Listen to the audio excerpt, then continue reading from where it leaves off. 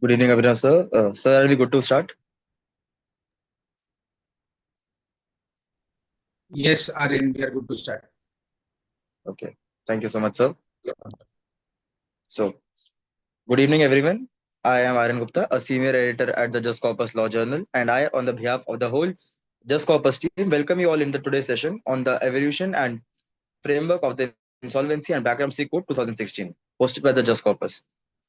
Before we delve into today's session, let me give you everyone a brief introduction of the Just Corpus Law Journal and our eminent guest speaker of the day. A Just Corpus is a body of edtech legal of just always a body of legal professionals who have come together to bring various aspects of chains of law under a single umbrella. Just Corpus, an edtech platform, was set up in 2020 and has reached a wide reach of over 6 lakh clicks per month on average basis on our website. The inspiration was derived from the ever-growing need for law students. Just Corpus has also incorporated an interdisciplinary journal and a multidisciplinary journal as its subsidiaries, named as the Just Corpus Law Journal and the International Journal of Law Research, Education and Social Sciences. Now turning our attention to the eminent guest speaker of the day. We are privileged to have Mr. Abhinav Mishra as our eminent guest speaker for the day. Honored with the prestigious National Law Day Award 2022, Mr. Abhinav Mishra has embarked on an illustrious journey in the prime year of his litigation career. As a first generation lawyer, he firmly believes in carving out a unique reputation. Mr. Mishra serves as the Panel A Counsel to the Government of India for contesting matters before the Hon'ble Supreme Court. He also caters to matters pan-India and is focused on providing strategic, innovative, and holistic legal solutions to his clients in various fields of law, including but not limited to white-collar crimes, arbitration, aviation, corporate, commercial law, and insolvency and bankruptcy law. His remarkable clientele includes a Fortune 500 company, Sun Pharmaceutical Industrial Limited, India's leading domestic and international airlines, Interglobe Aviation Limited, also known as Indigo, the pioneer in steel industries, Sunflag Iron and Steel Corporation Limited.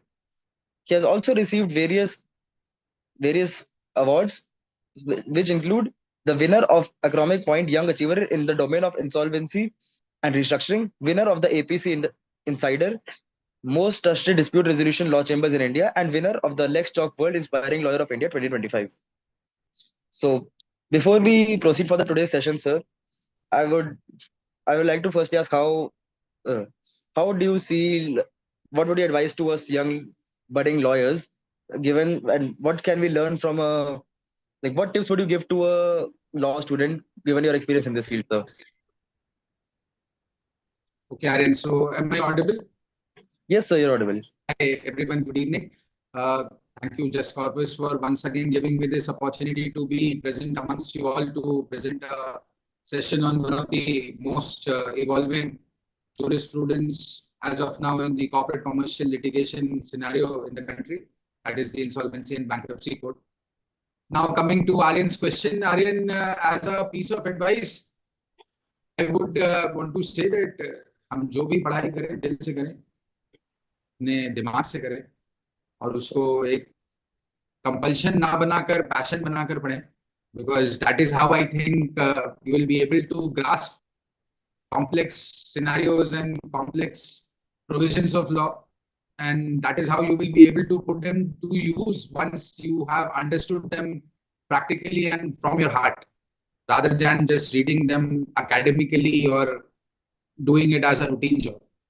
So we all have our different journeys in the sphere here. Somebody is in litigation, somebody is in-house, somebody is working with a law firm.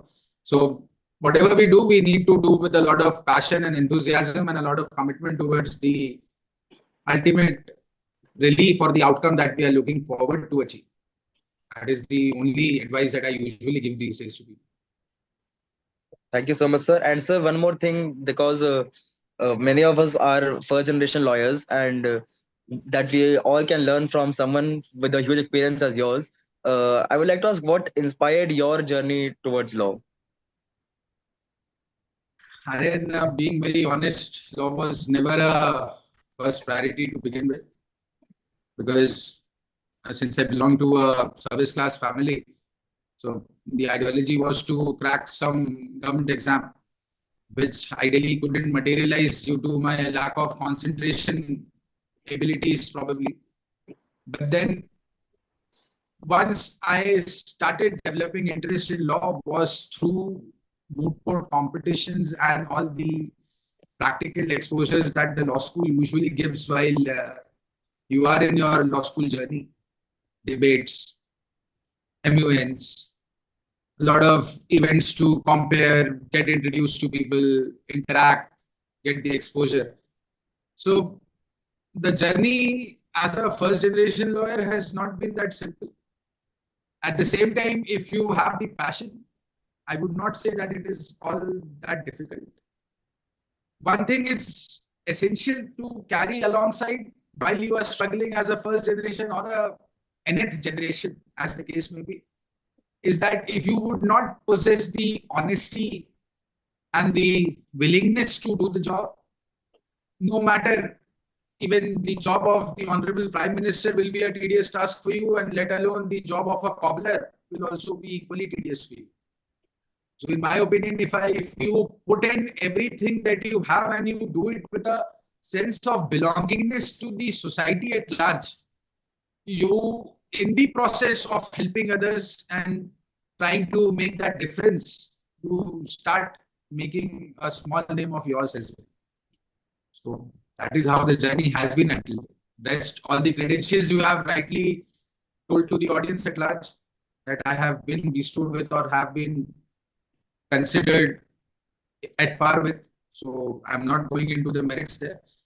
But ये सब जो भी है वो ईमानदारी से काम करने की वजह से ही सबको हासिल हो सकता है, in my opinion. Thank you so much, sir. Thank you so much for the wise word.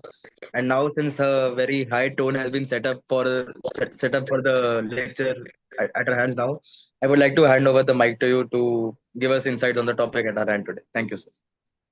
Thank you so much, Ryan. Thank you for this interaction that we just had right now. So yes, everyone, good evening once again. Thank you, Judge Corpus. And today's lecture that we would be taking upon is going to be on the evolution and development of the Insolvency and Bankruptcy Code in India. So may I request one of my colleagues to, we have prepared a small presentation for the audience. So may I please request one of my colleagues to share the screen so that we all can have a consolidated learning wherein I explain you things verbally and you have them typed on your screen or displayed on your screen for effective understanding. Aryan, I think you may have to allow one of my colleagues to share the screen since you are the admin. Sure, sir. I'll make one of the admins the co-host. Okay. Sir, I think Hardik sir has been made a co-host. He can present, and if someone else has to make the co-host, we can make them also. Right. So no, Hardik will be fine. So this is the small presentation that we have prepared for an effective session today. As you may see, the cover slide reads Introduction to IBC 2016. It is by me. So the next slide, please. So just a moment, there is a technical issue, I believe.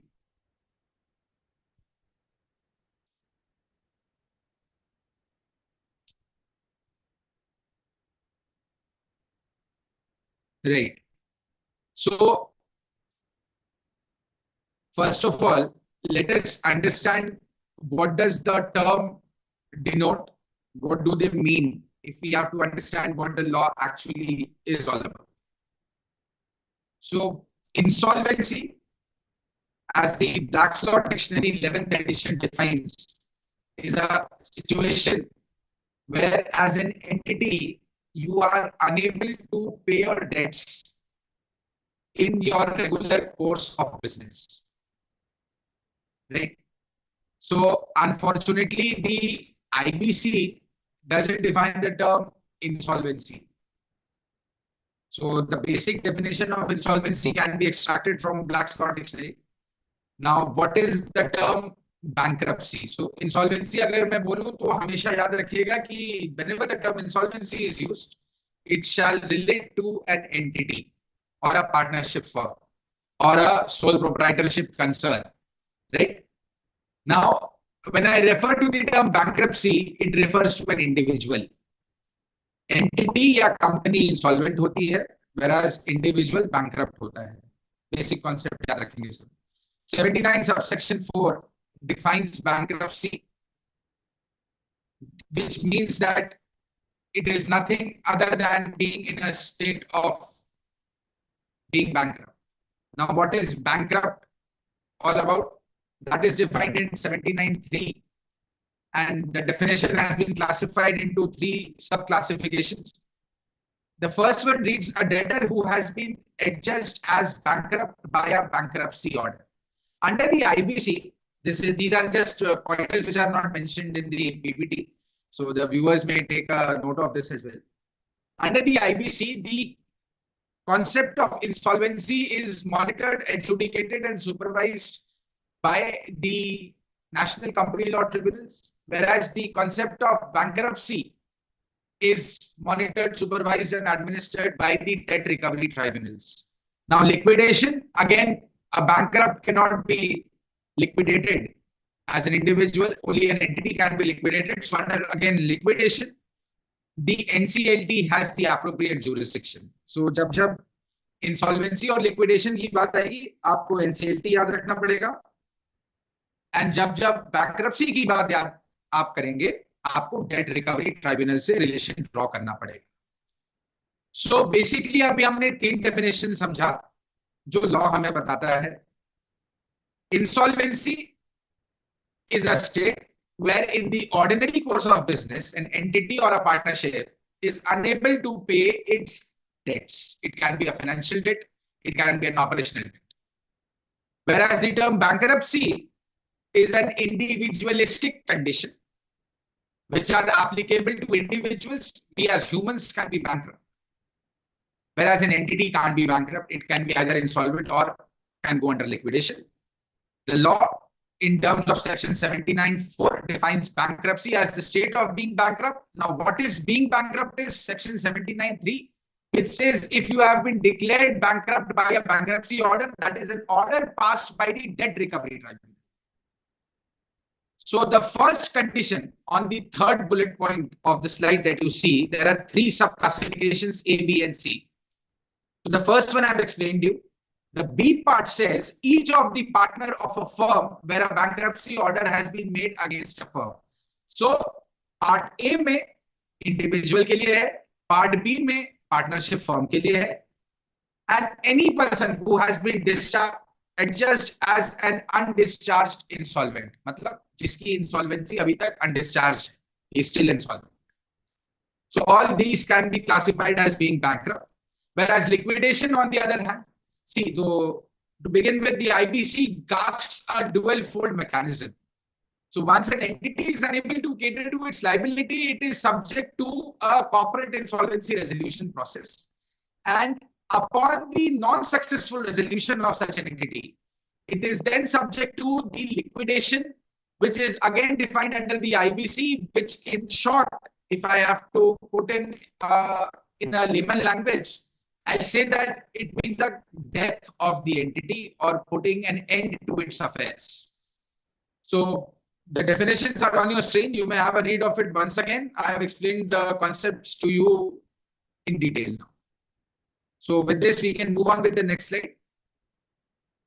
Now you may ask कि अच्छा sir आपने ये तो बता दिया कि bankrupt होना क्या होता है और insolvent होना क्या होता है, बट आपने ये नहीं बताया कि ये सिचुएशन कैसे अराइज हो सकती है. So in order to answer your मतलब the second query, I would say that there cannot be any fixed reasons that can be attributed to entering a stage of insolvency. There are many reasons that can be attributable. Yes, the common reasons or the common factors that we as lawyers have come across, or I have in my personal practice have come across till now, I have gotten them listed down for your understanding and reading here. So I'll try to make an attempt to first make you realize that under what circumstances, what are those plausible circumstances which eventually may lead an entity to the stage of entering insolvency. So first of all is erroneous strategies. Lot of time, जैसे मैं company का मालिक हूं, आप ऐसे समझें कि एक लेमन लैंग्वेज में आपको वापस I'll try to explain this first concept. And a lot of matters that I have worked until now, I have understood this factor that the entity had appropriate investment, appropriate funds were available, the market was booming, still the entity could not earn the desired result of profits. Because all these companies, what they do is that they project an annual figure at the beginning of the financial year. So even as a master planner, as a board of director in an entity, the primary obligation that I have is to ensure that the entity is making profit and able to cater to its liability in order to ensure that it has a sound balance sheet. So now in order to procure and maintain that sound balance sheet, the obligation again comes upon me to ensure that the entity must undertake such activities which shall in turn result into the entity earning profits. God forbid, if the entity doesn't do the desired activities to yield into a state of remaining in a profitable business, it will start ensuing losses naturally. So the strategy to run your company is often a major ground which is seen for an entity to have entered the corporate insolvency resolution process. आपकी strategy गलत थी, आपने बिज market को समझा नहीं, आपके पास investment था, प्लेयर था, मार्केट बूम कर रहा था, शायद the paperwork wasn't appropriate. Another is exorbitant cost structure. मेरा प्रॉफिट 10 रुपए का होना है, मेरी एम्प्लॉइज की सैलरी 8.5 रुपए, remaining 1.25 rupees are the expenses. What is my profit? 0.25 paisa. Why is it so? Because I've made an exorbitant cost structure. एक आप लोग इसमें एक I'm sorry I have this habit of using a mix of Hindi and English while giving lectures. So दोहों का बड़ा शौकीन हूं मैं और कहावतों से बहुत इन्फ्लुएंस होता हूं मैं. तो एक मुझे अपनी माँ की कही हुई बात याद आती है कि बेटा जितनी चादर हो उतना ही पैर पसारना चाहिए. This is a correct example vis-a-vis number 2 कि आपका प्रॉफिट जब 10 रुपए था तो आपको अपना कॉस्ट स्ट्रक्चर कंपनी का एक्सपेंस 5 रुपए रखना. आपने 9.75 करके your profit is 0.25 rupees. Now you think with a profit of 0.25% of your sales of your business, you will be able to enter into a phase of having immense profit? No, in my opinion, no.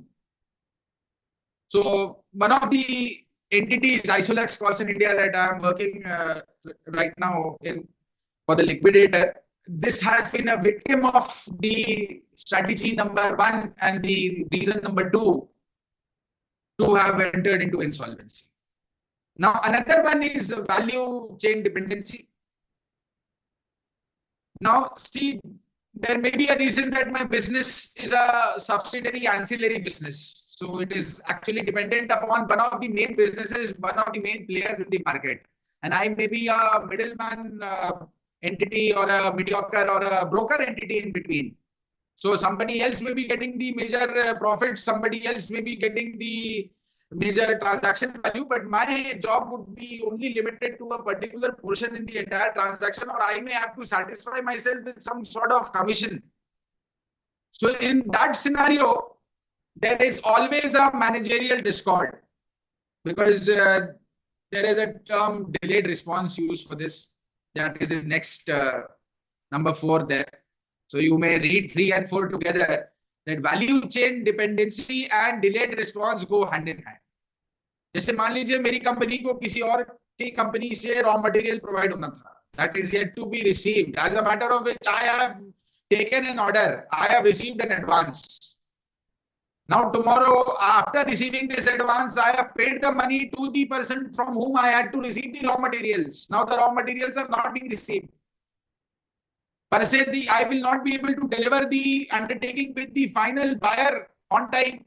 Now the final buyer, upon not receiving the final goods on time, will demand his payment back with interest. Unfortunately, I have invested that payment to pay the raw material owner, which I cannot return back. So definitely I will be subject to insolvency if I do not pay back the operational debt that has been incurred upon me.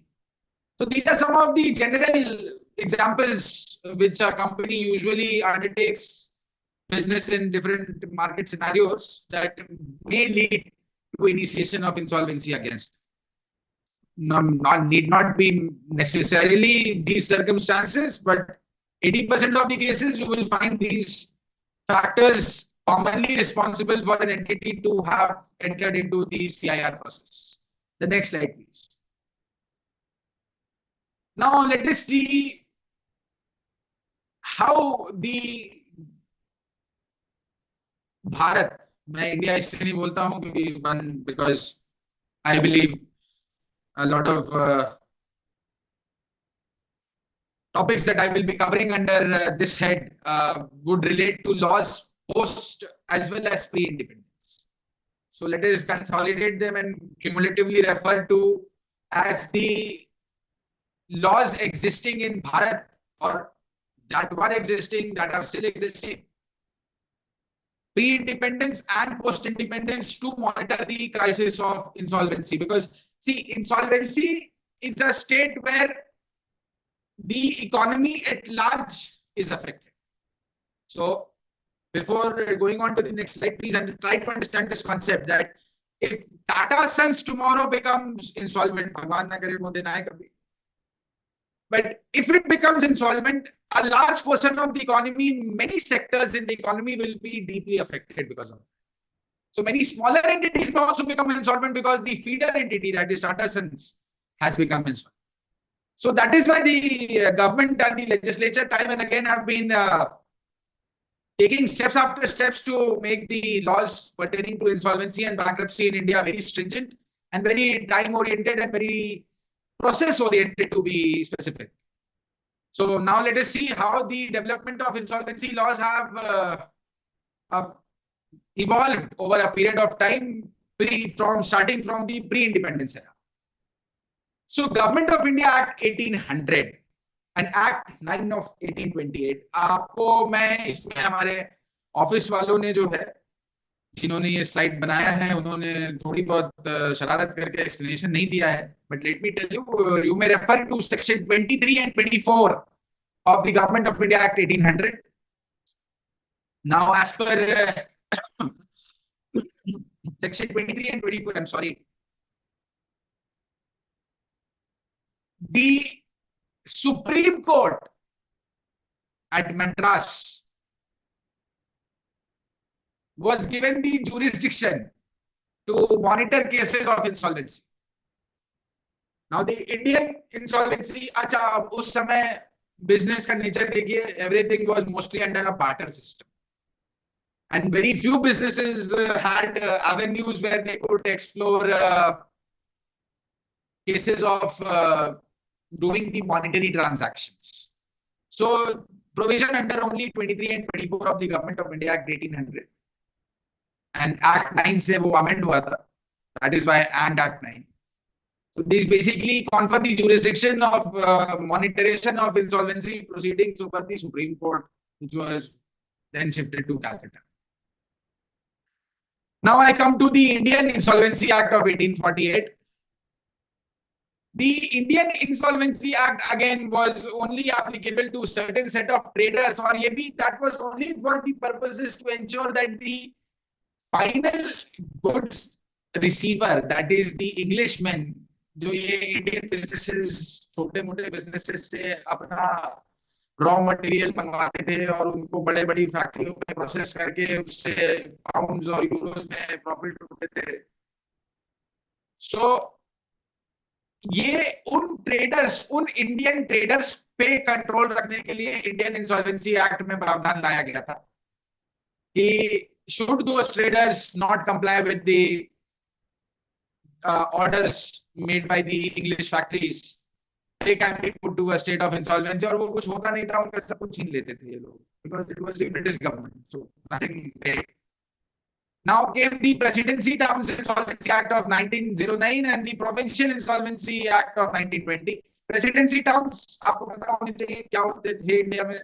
So this act, the 1909 Act, was applicable only to those 4 cities in the undivided India, the British era India, where matters of insolvency were adjudicated and undertaken. This was for a very simple reason, because a lot of business activities undertaken by the Englishmen and the Britishers were confined to these 4 presidency towns. So छोटे मोटे शहरों तक ये बड़े बड़े लोग जाते भी नहीं थे. So now comes the Provincial Insolvency Act. Now this is a act which is primarily applicable upon the provinces that were existing. जब वो राजा महाराजा सोना गहना नहीं पहुंचा पाते थे ब्रिटिशर्स को, तो उनको कैसे डील करना है ये 1920 में आया, because people had started revolting by then, right? Earlier all these Raja Maharajas were serving under the British, so they were happy to oblige them. But now post the first war of independence, Mangal Pandey issue, and after that a lot of Jallianwala Bagh massacre, a lot of things had happened, so people have started to revolt. So उनके revolt की वजह से जो corpus नहीं आ पा रहा था, उसको कंट्रोल करने के लिए प्रोविंशियल इंसॉल्वेंसी एक्ट 1920 प्रोविंसेस पे लगाया जाता था. Then India became independent. So 1951 we had the Supreme Court set up. So Harilal Kanya Sahab became the first Chief Justice of India, and very soon the independent Indian government came up with the consolidated legislation on the administration, governance, setup, removal, liquidation processes, etc. of Companies Act 56 is considered to be a consolidated and a full-fledged legislation on the administration of affairs of a company. लेकिन Companies Act 56 में एक problem थी कि Company Act 56 में there was no provision to ensure that an entity which is unable to cater to its liability is put under a source of resolution, is put under a methodology of resolution.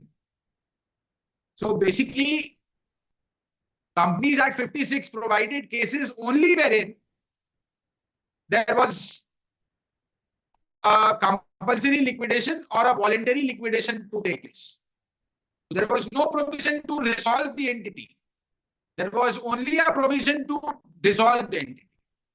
तभी Companies Act 56 को हम लोग draconian legislation मानते थे उस extent, right? Then, so basically what has happened is that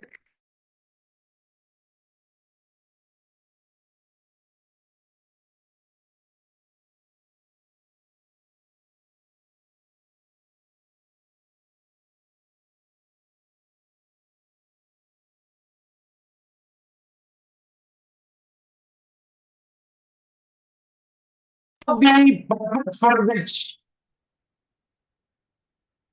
it was being enacted for. So what we started facing a problem in the enactment of the law was that we have no technology to recover the money, because when the companies are put to liquidation, अगर उसका 100 रुपए का date है तो at max 10-20 रुपए ही निकल वो recoverable होता है. सो इट वाज रियलाइज कि 80 रुपीस का जो लॉस हो रहा है उसको संभालने का कोई तरीका नहीं है. सो नाउ केम दी सिक इंडस्ट्रियल कंपनीज एक्ट 1985, सीका बोलते हैं. Now caeca is another law which was only applicable to manufacturing entities and service oriented and supply oriented entities. So no, the service sector entities like the aviation sector right now, the tourism sector, restaurant chains, आपके सारे ये जो crypto coin currency ये सब type की businesses जैसे जैसे, तो what I am trying to tell you is कि देखिए लॉ कैसे बदला है जैसे जैसे समाज की सोसाइटी की नीड्स बदली. जब जरूरत होती थी, जब कुछ नहीं था, तो एक लॉ था जो कहता था कि somebody will administer insolvency cases. जब प्रेसिडेंसी टाउन में बिजनेस बढ़ने लग गया तो प्रेसिडेंसी टाउन के लिए इंसॉल्वेंसी एक्ट आ गया. जब प्रोविंसेस ने बगावत शुरू की तो प्रोविंशियल के लिए इंसॉल्वेंसी एक्ट लाया गया. कंपनीज एक्ट को फुल फ्लेजेड लेजिस्लेशन बनाया गया, लेकिन रेजोल्यूशन का प्रोसेस ही नहीं था, बस डिसॉल्व करने का प्रोसेस था. सिक कंपनीज आई, लेकिन वो मैन्युफैक्चरिंग सेक्टर पे रिस्ट्रिक्ट हो गई. वो सर्विस सेक्टर और सप्लाई सेक्टर की इंडस्ट्रीज पे फोकस ही नहीं करती थी, तो उस एक्ट को भी लिमिटेड माना गया. फिर वो recovery of debts due to bank and financial institution act and SIRP Act are the two set of legislations which are favoring the banking institutions to recover their set of debts. But then it was again realized that these are, it is not just the banker whose interest is sacrificed or who has to compromise on the recovery every time. There are other sets of creditors, government debts, etc., which cannot be recovered from IDDBFI and SIRP Act. Therefore, considering everything, came the Companies Act 2013, which the Insolvency and Bankruptcy Code has been further enacted, and now we have a complete full-fledged law to not only administer and govern, but also supervise and assist the process of recovering an entity which is unable to cater to its liability. So these are the list of laws that have been passed one after another to monitor insolvency acts in Bharat. Can we have the next slide now? So I have explained all of this to you. So otherwise, post-independence era देख लें आप लोग, जो slide on the right, the portion on the right side which is darker in color. So entry 9, third list, provides for the entry, bankruptcy and insolvency. That is, it is in the concurrent list, and both the center as well as the state can make laws on matters pertaining to insolvency and bankruptcy. Article 246 में schedule है, आपको पता होना चाहिए, 7th schedule है.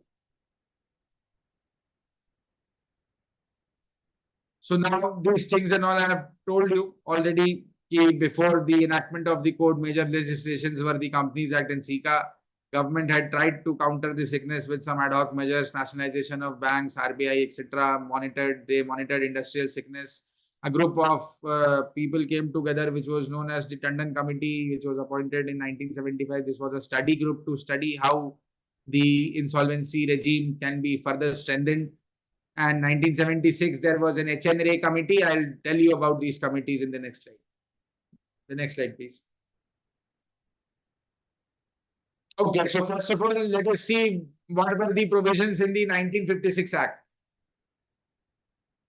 Section 433 to 481 of the 56 Act dealt with the provision of winding up. Now, when could a winding up have been triggered in terms of the 56 Act? So the second bullet pointer mentions winding up could be triggered under the 56 Act if a company was unable to pay its debt. So now the center portion is important that I have been stressing upon till now. It says once winding up has been triggered, liquidation would follow, and there are no provisions to mandatorily attempt for a rehabilitation or a reorganization of the company prior to the IBC. And then there was no timeline set up कि liquidation कितने period में complete होगा और कितने दिनों में पैसा recover होगा. And all these litigations used to pile up in the high courts before the company court, and they used to go on and go on and go on for years and years. मतलब I remember of a liquidation that I was doing in 2018, and that matter pertained to 1972. And since 1972, the matter is pending even now before the Delhi High Court. Since 1972 until 2018, when 2018, I was filing a claim for one of the creditors in that company who could not file the claim with the liquidator, telling him how much amount was recoverable in his favor. So 56 Act had all these lacunae, basis which its implementation couldn't be possible beyond 50 years of enactment, to be precise. Therefore, the need to enact a new full-fledged legislation came into being. The next slide, please.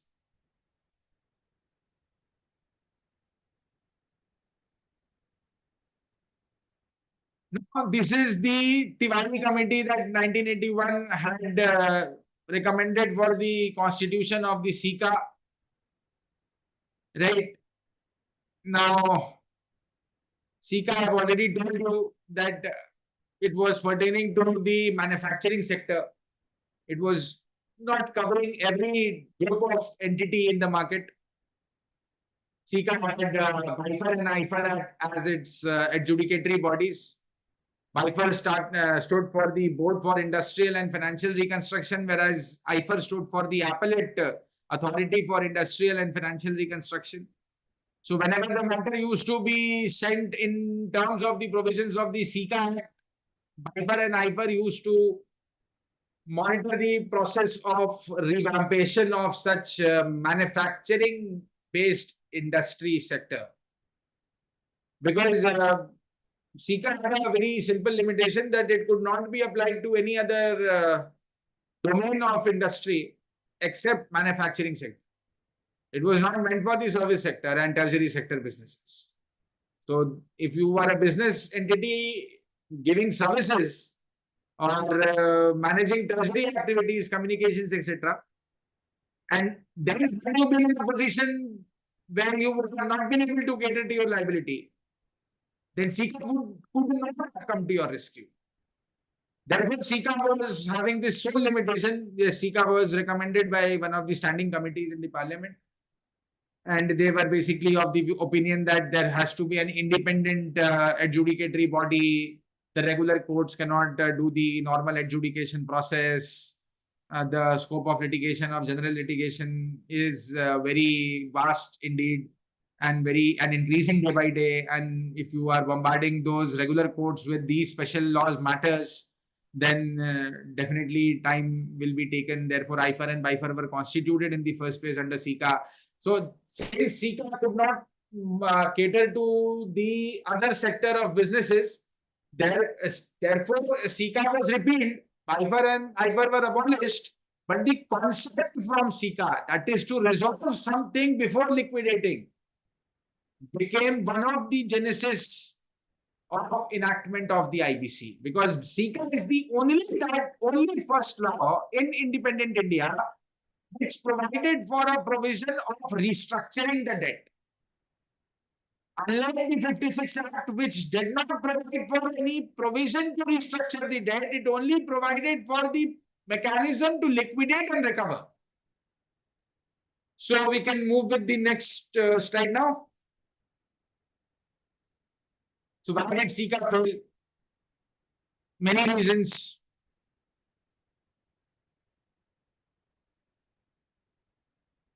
You may read it. I have already explained it to you in detail. I will not be repeating it again. I have given a good amount of detail on why did SICA fail. Overall experience was not satisfactory. Balance sheet strategy detector SIC company was ineffective.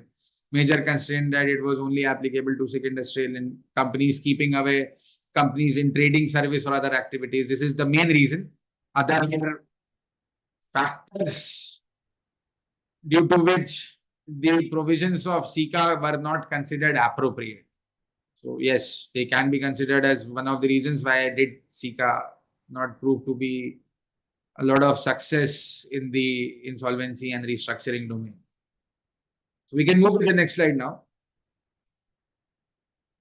Now comes the Eradi committee. This is important. Okay. Now, when SICA was set aside or SICA was repealed, a committee was set up. Justice V.B. Eradi sahab the. And it was set up to formulate a policy as to how SICA can be replaced, because even the government felt that it is insufficient and incompetent, ineffective. What did the committee recommend? First of all, हमारी आदत होती है look west. Starting from drafting the constitution to drafting any legislation, what our drafters have begun with is that they have copy pasted provisions from the West, and they have modified it to the extent our market scope and domain and society allows. So again, the committee recognized, after considering international practices, that the law of insolvency should not only provide for quick disposal of assets, but in the Indian economic scene, it should be first looked at the possibilities of revival and rehabilitation. So before, let me tell this to you, the insolvency laws that are prevailing in the US, UK, Canada, France, Germany, unlike the Indian laws, unlike the 56 Act, I'm not talking about the Companies Act 2013 onwards. Unlike the 56 Act, they have a provision to restructure the entity and then to put it to liquidation if a restructuring is not possible. So this is the finding of Eradi committee. That first of all, if we compare the international framework of insolvency law practice, what we can see is that assets have to be disposed of at the earliest.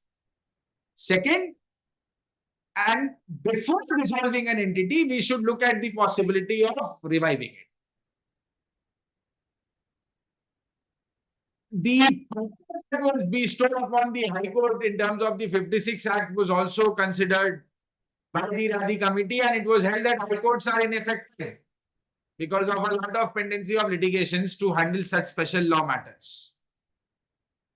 And substantive time goes in getting the matter listed from one board to the other board, and without any real adjudication of the crux of the dispute or the issue at hand. So there was a company law board which was set up under the Companies Act 56.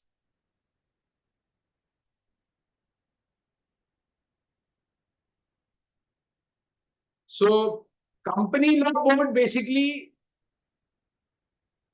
was not dealing with matters pertaining to liquidation. The company law board's role was limited to the administration of a company under the Act.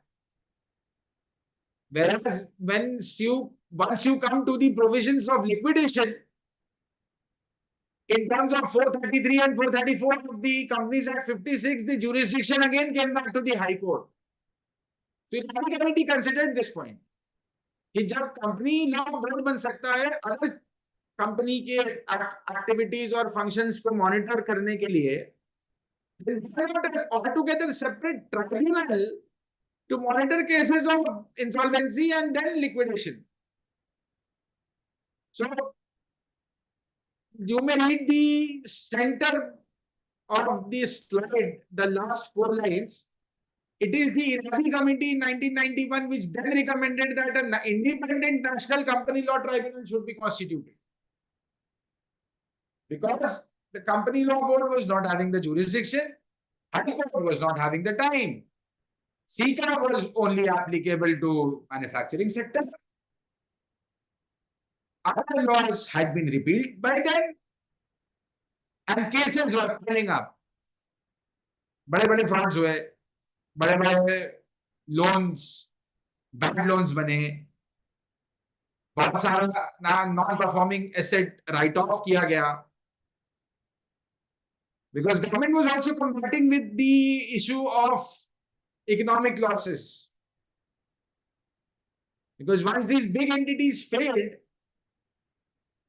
the bankers were after their head, the government debts were piling up, employees' salary remained unpaid. And these matters, when taken to the court, had no effective resolution. Therefore, the committee said that now it is the time to set up a new forum together. Otherwise, you will be sinking in a Titanic which has no lifeboat also.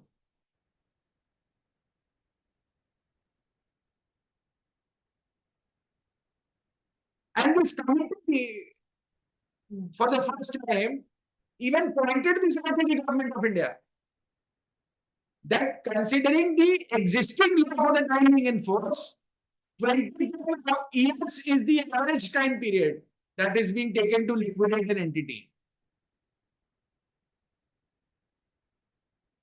अब एक situation imagine करो, मुझे आपसे 10 रुपए लेने हैं, 25 साल के बाद अगर आप मुझे वो 10 रुपए दोगे तो मेरे लिए वो क्या वर्थ है?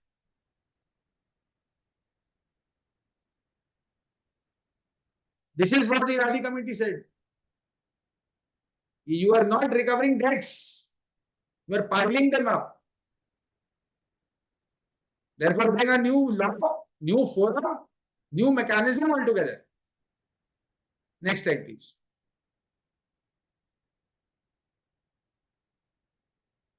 So, the basis the report of the Eradi committee, the SICA was repealed by the SICA Repeal Act 2003, and the Companies Act was amended in terms of the Companies Amendment Act 2002.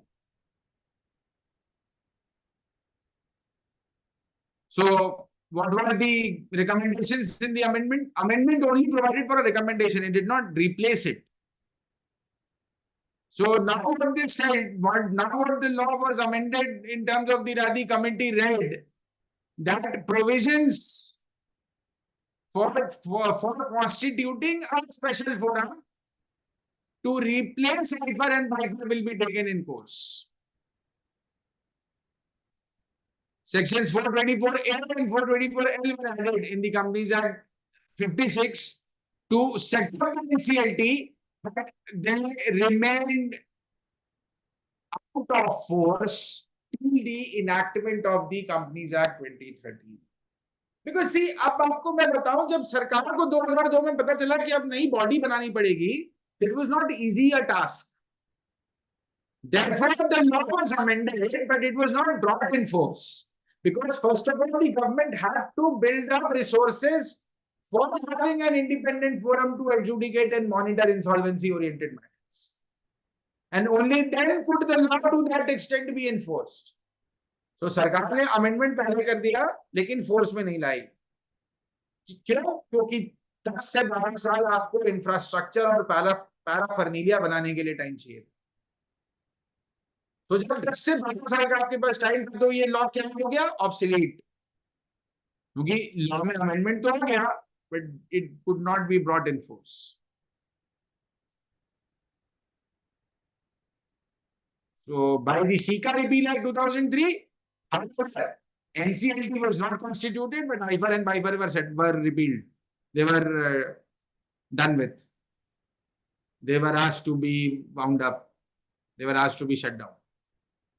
So now the jurisdiction from 2038 for all matters which were otherwise not going to the High Court and were going to IFR and BIFR, also started going to the, तो जिस high court का already bulk था उसको आपने all loss को repeal करके उनके भी मैटर्स से रूट कर, जबकि आपका इरादा था नया कंपनी लॉ ट्राइब्यूनल बनाने, लेकिन आपके पास ना रिसोर्स था, ना बर्नीलिया था, ना इंफ्रास्ट्रक्चर था, ना जजेस थे, ना लॉ था, इसलिए आपने पुराने लॉ को अमेंड कर दिया, लेकिन आप फोर्स में नहीं ला पाए.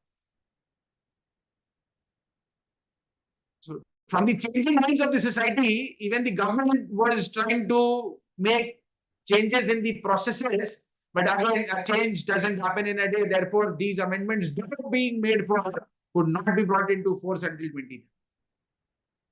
The next slide, please.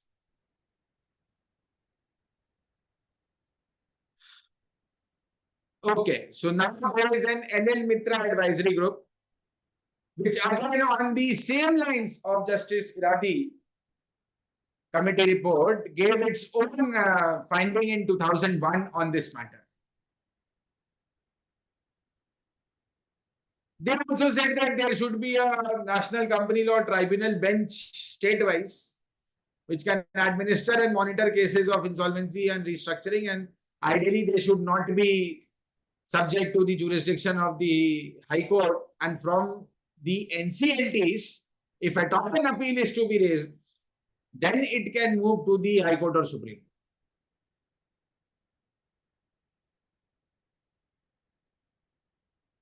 Until then, till the time the NCLT benches are being constituted, there should be a dedicated, full-time, full-fledged bench before the High Court, which will only deal with matters pertaining to insolvency and liquidation. Being precise, under the 56 Act, just liquidation, not insolvency. They also said that if a professional expert is appointed to handle these cases over and above the litigation being administered by the High Court, then the system shall become more effective. वही सबके अब आजकल insolvency professionals और liquidator बन गए हैं. RP resolution professional होते सारे इंसॉल्वेंसी प्रोफेशनल हैं. वो आरपी का जब ड्यूटी करते हैं तो उनको आरपी बोलते हैं, और जब वो लिक्विडेटर की ड्यूटी करते हैं तो उनको liquidator. So these are the reports and their recommendations which have been copied or taken down verbatim in the existing law for the time being in force. So देखिए law कैसे evolve होते होते होते आ रहा है. Now people may have कि law obsolete क्यों हो जाता है? Because it stops serving the changing demands and needs of the society. जब मेरा देश आजाद नहीं था तो कुछ ट्रेडर्स थे, कुछ अमीर थे जो बिजनेस करते थे, तब लॉ उनको रोकता, तब लॉ उनको बचाता. जब देश आजाद हो गया तो बहुत सारे कंपनीज बन गए, तो लॉ ने बोला कि अगर तुम्हारे पास you don't have the capacity to cater for your liability, you go get yourself liquidated. 50 years down the line, we realize कि oh my God, why just a straightforward liquidation when the company can be resolved? Then you come up with all the new set of recommendations, the new reports, which says that there has to be an independent forum, there has to be an independent expert, there has to be basically a dedicated bench to monitor matters. मेरा market change हो रहा था,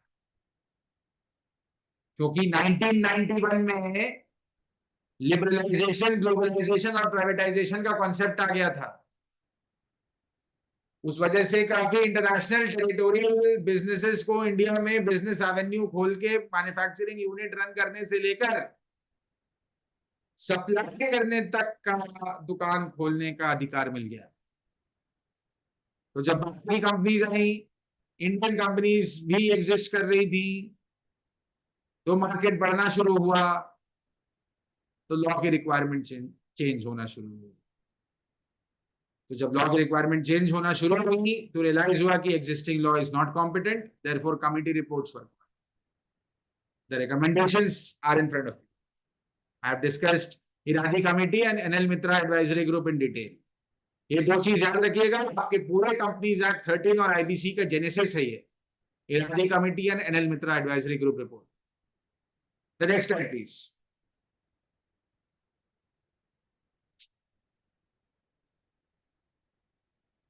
Okay. Then comes the JJ Eradi recommendations. If I may ask this question to the viewers today, do you know who administers the corporate affairs in our country? पहली line लिखी है मेरे slide पे, वही करती है, मंत्रालय है proper, the Ministry of Corporate Affairs. Okay, so Ministry of Corporate Affairs is an independent ministry under the government of India. It's a central government ministry. Its job is to regulate, monitor, supervise, honor, strike off, penalize, and assist an entity registered under the laws of India. So the Ministry of Corporate Affairs again constituted an expert committee on 2nd December 2004. इस बार agenda कुछ और था. इस बार agenda ये था कि चलो हमने सीका एनालाइज कर लिया, हमने सरफेसी और आरडीडी बीएफआई भी समझ लिया कि वो बस बैंकर्स को फेवर करेगा. Now this committee was interested with the job of going through the 1956 Companies Act and suggesting revisions if any. Revision क्या है? आपके सामने बुलेट पॉइंटर्स पे लिखे हैं. I have been saying this for the last 1 hour. They have been reiterating the same observations which Eradi and more or less NL Mitra Advisory Group had given. They again say that insolvency tribunal should have general, non-intrusive and supervisory role in rehabilitation and liquidation process. And आपको बता ही दिया है कि everyone said कि separate code बनाओ. Now selection of president and members of the tribunal should be made on a lot of fairness, impartiality, transparency, accountability. Next slide.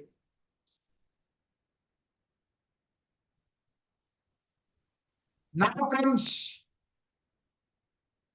तो NL Mitra Eradi 91, NL Mitra 2001, and this 2004.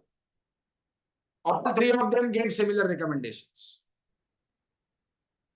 सरकार ने समझा कि हाँ अब ठीक बात, 3-4 लोग एक ही बात बोल दिए, ठीक ही कह. आगे आपका 2013 में companies act, because 2013 Act is a much wider, much more balanced, much more detailed, and a law covering grave situations as compared to the situations existing while administering and monitoring a artificial person or a company at the time when the 56 Act was enacted. Now, there are certain additions in the Companies Act which were not present in the 56 Act. 2013 has brought in those changes. So, now let us see. हम Companies Act के तो तह में जाएंगे नहीं, because Companies Act is not the topic of discussion today. I'll be grateful if Just Corpus can allow me some liberty to deal chapter wise of the Companies Act through webinars. I'll be happy to do that. But since Companies Act हम इसलिए कर रहे हैं अब क्योंकि ये Companies Act 2013 ही है जिसने Insolvency and Bankruptcy Code 2016 का जन्म दिया है. मतलब you may say this that the Companies Act 2013 is the mother of the IBC, because the tribunals which have been set up under the IBC to monitor cases of IBC dropped their power from section 408 and 411 of the Companies Act 2013. तो सबने recommend कर दिया, सारे पुराने law खराब हो गए, obsolete हो गए, नए लॉ चाहिए, नया कोड चाहिए, नया आदमी चाहिए, बहुत पैसा है, बहुत पैसा फंस गया है, पब्लिक मनी, पब्लिक एक्सचेकर को मेजर लॉस हो रहा है, नॉन परफॉर्मिंग एसेट बढ़ता जा रहा है। तो कंपनीज एक्ट 2013 में लिक्विडेशन के पहले एक प्रोसेस को ऐड कर दिया गया जिसका नाम पड़ा इंसॉल्वेंसी रेजोल्यूशन प्रोसेस। अब इंसॉल्वेंसी रेजोल्यूशन प्रोसेस का काम क्या था कि पहले तो एक इंडिपेंडेंट एक्सपर्ट अपॉइंट कर लेंगे हम, अगर कोई कंपनी अपने डेट को केटर नहीं कर पाती। Initially the debt was 1 lakh, now post the COVID amendment the debt has been brought to 1 crore। तो अब इंसॉल्वेंसी का केस तभी किसी के ऊपर कर सकते हैं तो एज अ फाइनेंशियल क्रेडिटर और ऑपरेशनल क्रेडिटर, अगर वो एंटिटी से आपको कम से कम 1 करोड़ या 1 करोड़ से ज्यादा डेट रिकवर करना है। जब 2016 में आईबीसी, तब वो threshold criteria was only 1 lakh.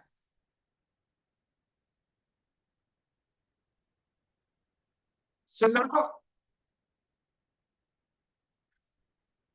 Okay, उससे पहले बैंक्रप्सी लॉ रिफॉर्म्स कमेटी भी थी।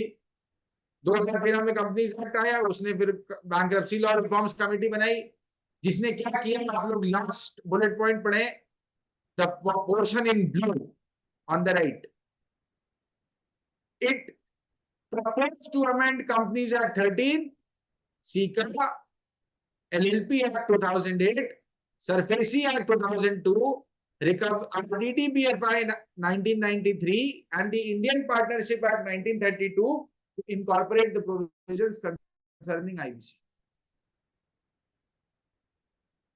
तो अब क्या होगा कि आप किसी भी लॉ से अभी तक गवर्न होते आ रहे थे, अगर वो रिपील हुआ चाहे नहीं हुआ, क्योंकि रिपील होने के बाद भी वो फोर्स में तो था ही, क्योंकि वो जो रिपीलिंग सेक्शन को फोर्स में नहीं लाया गया, तो the अर्सवाइल law still existed.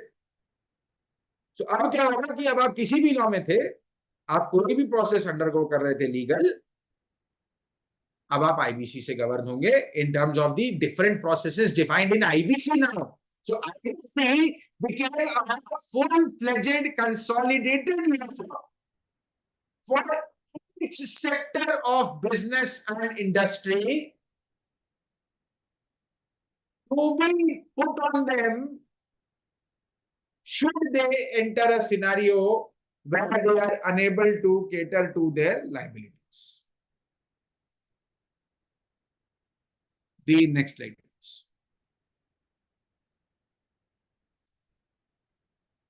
So, RDD BFI and SURFACI Act, these are legislations concerning bankers. होता क्या था कि बैंकर्स लोन देते थे कंपनीज को, बिजनेसेस को, जो लोन ईएमआई के थ्रू रिकवरेबल होते थे। ये लोग अपनी ईएमआई ना भरकर जेन्युइन या इलीगल रीजन से they used to start creating debts over the bankers. So the bankers under the RDD BFI as well as the SURFACI Act became competent to realize the collateral that was secured at the time of extending the loan and recover the unpaid loan amount. बाकी जब हम किसी दिन SURFACI और RDD BFI पे lecture लेंगे तो इन सब चीजों को डिटेल में समझेंगे। For the time being, they are not required. Just understand the concept of it, that even RDD BFI and the SURFACI Act were banker oriented. They were not company oriented. They were not laws which were indirectly or directly aiding or assisting an entity to recover its debt. It was only one creditor who was given the power to recover his set of debt from the entity by putting it through whatever processes.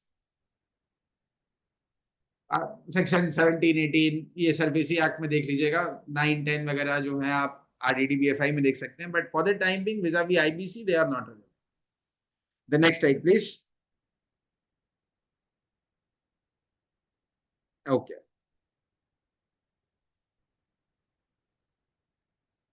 So please see the timeline. IBC कैसे आया? Bankruptcy law हमने अभी 2 slide पहले देखा था। उन्होंने अपनी report 2 अगस्त 2014 में जमा की, ड्राफ्ट बिल सबमिट किया बैंक्रप्सी लॉ रिफॉर्म्स कमेटी ने नवंबर 2015 में, आईबीसी को लोकसभा में इंट्रोड्यूस किया गया दिसंबर 2015 में, लोकसभा और राज्यसभा ने मई 2016 में आईबीसी को पास किया। प्रेसिडेंट ने लॉ को असेंट दिया 28 मई 16 को, लेकिन लॉ फोर्स में आ गया 1 दिसंबर 16 से। These are the relevant timelines if we are going through the history and evolution of insolvency laws. So you may see 9 legislations we spoke that were existing prior to IBC coming into force from 1848, right? Then came the 56 Act, which was considered not that competent. Then came SICA, which was considered industry specific, again not competent. Then came the law favoring bankers, which was considered banker specific, again not relevant. Then came committees after committees telling the government, change the law, change the law, change the law, change the mechanism. Then 2013 Companies Act comes full-fledged. The BLRC is constituted. The BLRC gives its recommendation. The BLRC only tables the draft law. The draft law is then introduced in the Lok Sabha. The Lok Sabha, Rajya Sabha pass the law. President accords the consent, and then the law comes in force. Next slide, please. So now what are the objectives of the Insolvency and Bankruptcy Code? One, to maximize the value of assets of the corporate debtor. Example, अगर एक company है, इसको 100 रुपए का loan भरना है, लेकिन नहीं भर पा रही, लेकिन उसका एक कोलैटरल एसेट है जो उसने लोन लेते टाइम गिरवी रखा था जमीन। उस एसेट को अगर बैंकर बेचता तो 40 रुपए निकलते, लेकिन कंपनी का डेट था 100 रुपए का। सो उसको ना बेचकर उस एंटिटी के अंदर ऐसा क्या इंजीनियरिंग किया जाए कि वो एंटिटी 100 रुपए से ज्यादा का रिकवरी भी दे दे मुझे, और उस एंटिटी को मुझे बंद भी ना करना पड़ जाए, वो वापस अपने पैरों पर खड़ी हो जाए। So basically the IBC's first job in any process, be it PPIRP, be it CIRP, be it fast track insolvency, be it corporate insolvency, the insolvency resolution process for personal guarantors, in any of the processes, the primary objective of the IBC is to first ensure कि लंगड़ा पैर पे, अगर नहीं हो पाता, लंगड़ा मतलब कंपनी, लंगड़ी company which is unable to cater to its debt, it becomes capable to cater to the same. और फिर तो उसको वाइंड अप करो। वाइंड अप मतलब कॉर्पोरेट एंटिटी की डेथ। लेकिन कब वाइंड अप करोगे? जब पहले आप प्रयास करोगे उसको वापस जीवित करने का। So this is not, sorry for the way I am explaining it, but again reiterating it, this is not a private hospital जहां पेशेंट को कोमा में रख के कह दोगे कि जान आ जाएगी। You have to make genuine efforts कि जान आ जाए, and you have to only put him on a ventilator in coma when he's actually dying, not to merely extract money. This is the objective of the code. So similar, जब वहां hospital को आप समझ लो कि insolvency resolution process है hospital, और doctor जो hospital में होता है एक पेशेंट के लिए, वो एक कंपनी के लिए इंसॉल्वेंसी रेजोल्यूशन प्रोफेशनल कहलाता है या एडजुडिकेटिंग अथॉरिटी कहलाता है। जो company is entitled to a situation that the patient is on his deathbed in the hospital and the doctors have to make a real attempt to revive him, and only then when they are satisfied that their attempts to implement cannot be made successful now, they can proceed ahead with ensuring its death. Promotes entrepreneurship. Obviously, जब एक company को कोई दूसरी company खड़ा करेगी तो उसमें वापस बिजनेस होगा, वो कंपनी वापस पैरों पे खड़ा होके अपना एक्टिविटीज कंसिडर कर पाएंगी, सारी अपने इन्वेस्टमेंट्स ले पाएंगे, अपनी ग्रोथ बढ़ा कर रख पाएंगे. तो it promotes entrepreneurship. Effective and timely resolution. Time bound process है सब कुछ आईबीसी में, but now we courts have said that time bound process जो है that is only directory and not mandatory.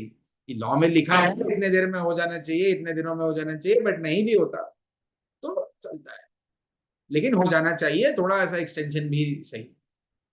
And balancing the interest of all the stakeholder. जैसे मैंने आपको example बताया कि पहले खाली इंडस्ट्री ओरिएंटेड या कस्टमर ओरिएंटेड जो लॉ था, बैंकर के लिए बैंकिंग लॉ था, इंडस्ट्री के लिए सीका था, वो आईबीसी ने एक कॉमन लेवल ऑफ प्लेटफॉर्म सबको खेलने दिया. That is by balancing the interest of all the stakeholders, not just one. So these are the objectives of the court. The next slide, please. So IBC किस किस चीजों पे applicable है, किन किन एंटिटीज पे. लेफ्ट एक्सट्रीम टेबल को आप लोग देख सकते हैं. Corporate enterprises, limited liability partnerships, partnership firms and individuals. Individuals के लिए बैंकरप्सी, मैंने आपको पहले भी in the first slide I told this. The structure of the law is that it is divided in 5 parts. 1, 2, 3, 4, 5. They are mentioned in front of you, and it has 11 schedules. ठीक है, which have made amendments in other laws. ठीक है, and scope क्या क्या है? Insolvency है, liquidation है, voluntary liquidation है. That is how the law has been designed. So part 1 is the definition, part 2 is the CIRP, part 3 is the insolvency resolution and bankruptcy for individuals and partnership. Part 4 are the agencies and agents under the law. Part 5 are the miscellaneous amendments, and part 6 are the 11 schedules making amendments to 11 other legislations because of IBC. In total 255 section है और 5 part. ये है आपका पूरा law एक slide में at a glance. Next slide please. Relevant definitions. Creditor मतलब जिसको एक डेट ओड है, जिसको अपना उधार वापस चुकाना या जिसको अपना वापस उधार चुकवाना है, वो एक क्रेडिटर. और creditor includes a financial creditor, जिसने इन्वेस्टमेंट के थ्रू आपको मदद की हो, लोन देकर मदद की हो. ऑपरेशनल क्रेडिटर, जिसने आपके कहने पे ऑर्डर लेके सामान सप्लाई किया और उसको पैसे ड्यू हो. डिक्री होल्डर की, जिसके आपसे कुछ पैसे बनते थे और वो कोर्ट में जाके आपके खिलाफ उतने पैसों की डिक्री ले चुका है, वो भी क्रेडिटर माना जाए. डेट क्या है? लायबिलिटी और an obligation in respect of a claim which is due from any person. Debt मतलब उधार. डिफॉल्ट क्या है? जब आप उस डेट को टाइम पर नहीं पे करते तो वो डेट इन डिफॉल्ट हो जाता. Section 3, 10, 11 and 12 are important sections. You may otherwise read it from the back. In short, I have explained it. The next slide, please. Section 5 defines what a financial debt is. Loan दिया, बताया था, उसको और अच्छे अंग्रेजी में law में और अच्छे से एक्सप्लेन किया हुआ है. Essence of it is that a financial debt is a debt which includes both the principal and the interest, and which has been disbursed against the consideration for the time value of money. मतलब एक particular time period के अंदर वापस आना है, ऐसे ही disburse हुआ है वो लोन. एंड इंक्लूड्स जो बोरो किया जाता है इंटरेस्ट के साथ चुकाने के नाम पर, money against the payment of interest, any amount realized by acceptance through a credit facility, any amount raised by means of bonds, etc., debenture, lease hire purchase contract के तहत अगर कोई डेट है तो, रिसीवेबल सोल्ड और discounted, और कोई भी सेल या परचेज के अंडर कोई भी अमाउंट किसी ट्रांजैक्शन के थ्रू रेज हो, फाइनेंशियल डेट कहेंगे आप इसको। Section 5 sub section 8। Next slide.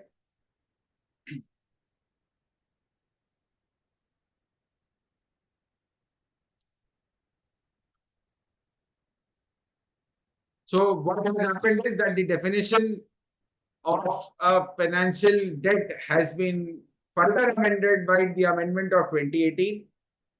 So now it also includes a derivative transaction entered into connection with protection against or benefit from fluctuation, counter indemnity obligations, an amount of liability in respect of any deed of guarantee or any deed of indemnity.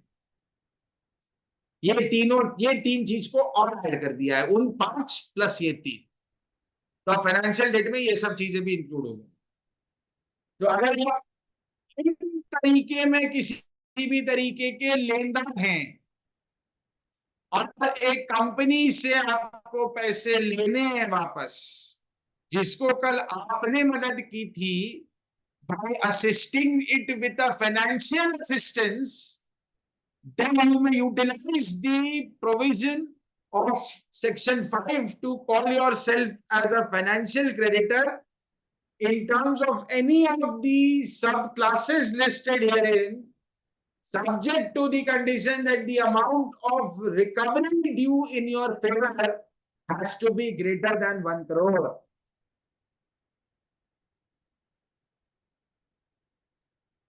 So next slide please.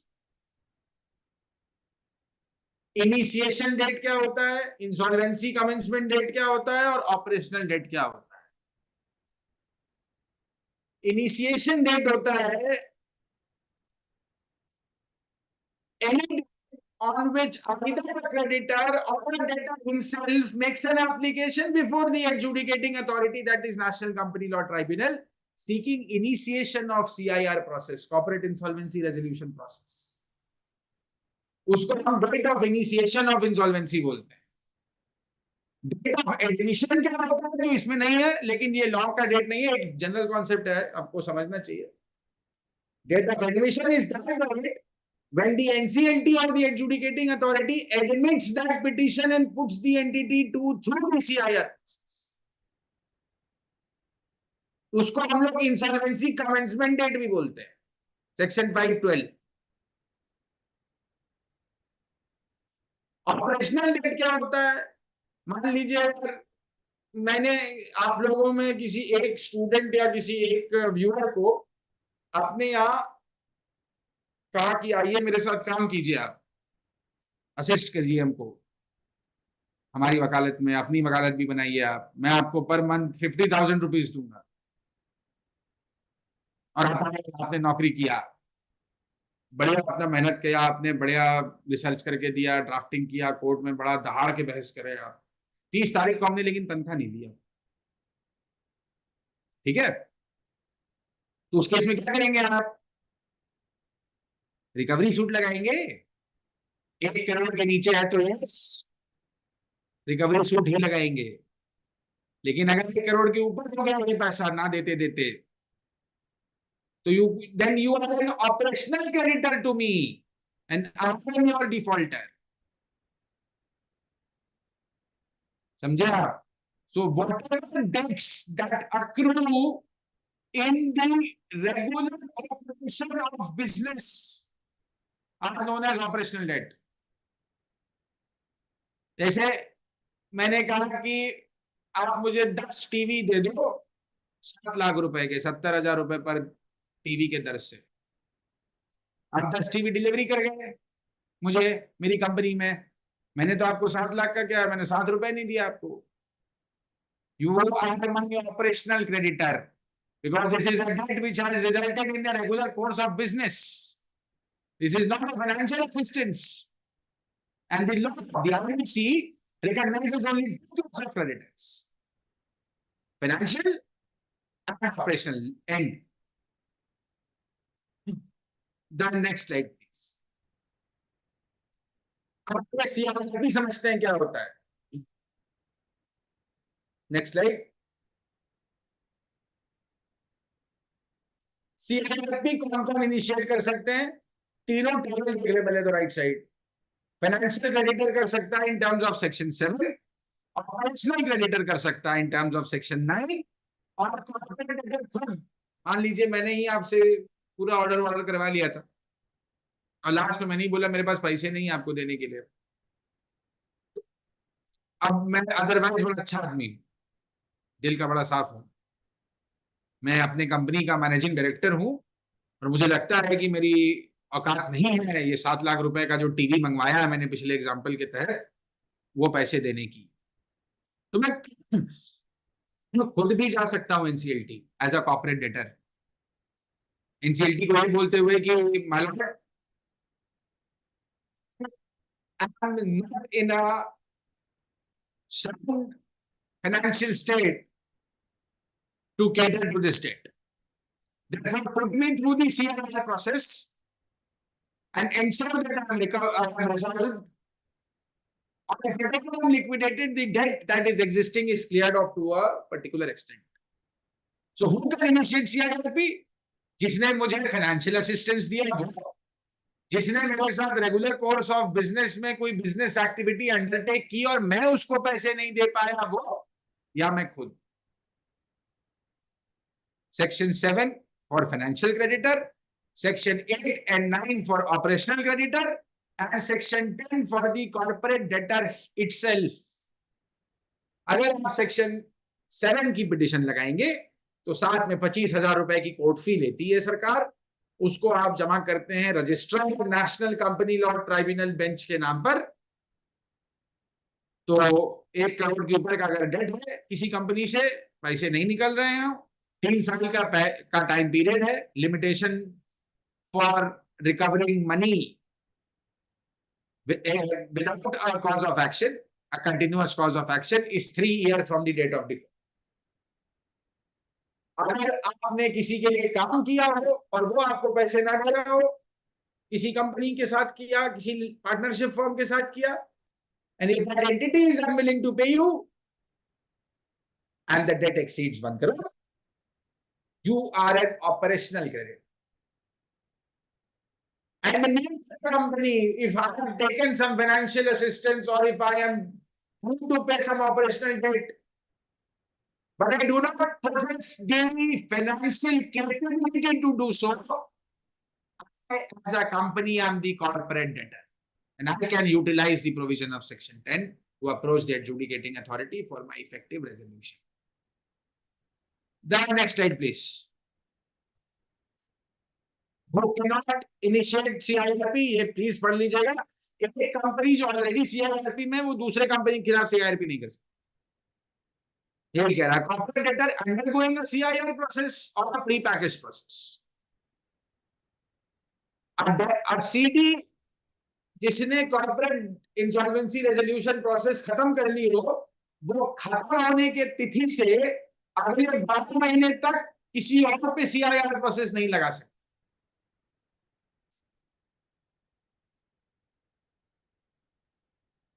या मान लीजिए मैं एक entity हूं जिसने एक CIRP में गई हुई एंटिटी का रेजोल्यूशन करने के लिए याचिका डाली थी, एप्लीकेशन डाला था, उसको टेक ओवर करना चाहता था मैं, उसके डेट क्लियर ऑफ करके. और मैंने अगर उस डेट रिकवरी के रेजोल्यूशन प्लान में कोई कंडीशन खुद से लिख कर दी थी कि मैं इतने दिन में इतने पैसे इतनों को दे दूंगा, फिर इतने दिन में इतने पैसे उतनों को दे दूंगा, और मैंने अगर उसको वायलेट किया है अपने से self declaration in terms of my resolution plan, उसके 12 महीने तक जब मैंने रेजोल्यूशन प्लान पुराने केस में फाइल करके उसका टर्म्स कंडीशंस वायलेट किया, उस डेट से 12 महीने तक I cannot initiate a CIRP against any other entity. And if I am a corporate debtor against whom already a liquidation order has been passed, how can I initiate CIRP of some other entity? मैं तो खुद ही corporate death की ओर बढ़ चुका हूं. So Section 11 defines the class of creditors, people, entity who cannot initiate CIRP against a company even if the debt owed to them by such a company is 1 crore or beyond. The next slide, please.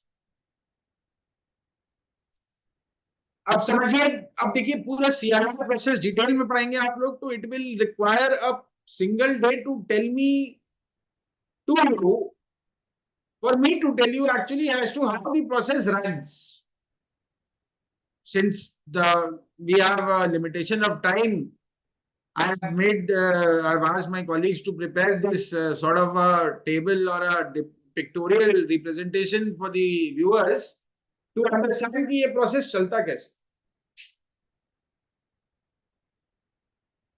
So एक बार जब application admit हो जाती है, सबसे ऊपर से पढ़े, तो फिर मॉनिटोरियम पीरियड शुरू हो जाता है.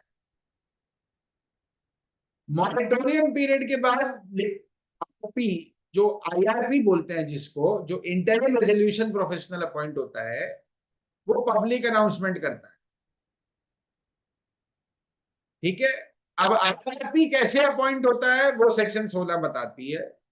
फिर आईआरपी बेचारा सबके क्लेम्स, जो भी क्रेडिटर्स जिनको उस कंपनी से पैसे रिकवरी करने हैं, उन सारे क्रेडिटर्स को क्लेम फाइल करना होता है.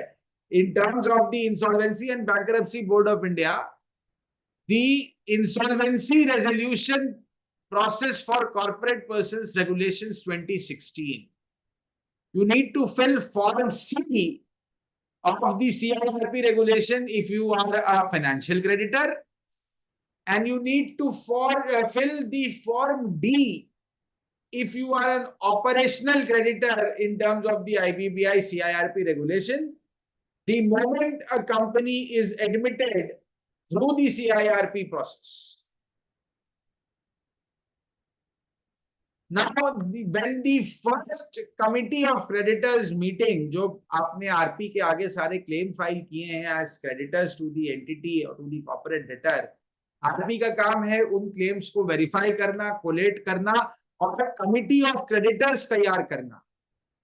RP does not himself or personally resolves the entity. He is always guided, mentored, supervised by a committee of creditors which possesses the presence of a class of creditors of a corporate debtor against whom the corporate debtor has been in default to pay the debts. So now what happens is, once the COC is formed, once that committee is formed, जैसे ही form आ गए, सबका form RP ने पढ़ के committee of creditors बनाया, उस committee के ऊपर ऑब्लिगेशन होता है कि सीआईआरपी कॉस्ट और आईआरपी का कंफर्मेशन आरपी के रेजोल्यूशन प्रोफेशनल के तहत करना. वो फर्स्ट सीओसी मीटिंग में ही होता है अक्सर. 45 days from the date of appointment of an IRP, he needs to be confirmed as an IRP. 30 days हो गया है आपको प्रोविजन वाला. अब जब एक बार आरपी बन चुका, सारे कंपनी के अफेयर समझ में आ गए, कहाँ डेट था, कितना एसेट है, सारा पिक्चर बन गया, क्लियर हो गया, then the RP prepares an information memorandum which is disclosed to the public at large to tell that such and such company is under a judicial process, जिसका 10 रुपया का लाइबिलिटी है लेकिन 7 रुपए का एसेट्स भी है. तो अगर आप 3 रुपए और लगाते हो मार्केट के प्लेयर होकर, तो आप ये कंपनी के 10 रुपए की लाइबिलिटी भी क्लियर कर लोगे और फुल फ्लेजेड नई एंटिटी के मालिक भी बन सकते हो. उस पब्लिक नोटिफिकेशन के तहत जितने भी मार्केट में इंटरेस्टेड बिडर होते हैं, they try to approach the resolution professional by submitting bids. Now these bids tell us or tell the committee of creditors as to how the bidder is going to resolve the entity by clearing of its debt and to what extent. Creditor में से कि हाँ मैं तो 70% date clear करूंगा, 30% right of कर दो जी। सम creditor में से मैं 90% डेट क्लियर करूंगा, 10% राइट ऑफ कर दो जी। समबडी में से मैं 50% करूंगा, 50% राइट ऑफ कर। So it will be the discretion of the creditors, that committee which has been formulated, constituted to study each and every plan, come to the best logical, conclusive, legal plan in terms of the existing law and approve the same. Once approved, the plan becomes binding. Once the plan becomes binding, the resolution applicant, जो builder है, उसके ऊपर जिम्मेदारी बन जाती है कि उसने जो टर्म्स कंडीशंस लिख के दिए हैं कि वो एंटिटी को कैसे रिवाइव करेगा, उसको वो एज इज वर्बेटिम फॉलो करे। अगर वो नहीं फॉलो करता तो उसकी अपील के प्रावधान है, पैसा जो है वो फॉरफिट हो जाता है, पेनल्टी लगती है, मेनी थिंग्स, वो डिटेल में जब पढ़ेंगे तब देखेंगे। गलती से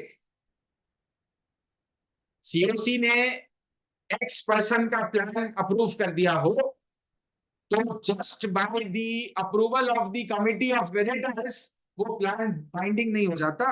उस प्लान को सब्सिक्वेंट अप्रूवल चाहिए होता है एनसीएलटी या एडजुडिकेटिंग अथॉरिटी से। अगर एनसीएलटी ने अप्रूव कर दिया तब उस बिडर को उस प्लान को कंप्लाई करना पड़ता है।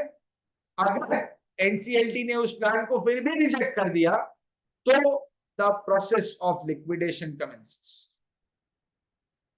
So this is how the CIRP works.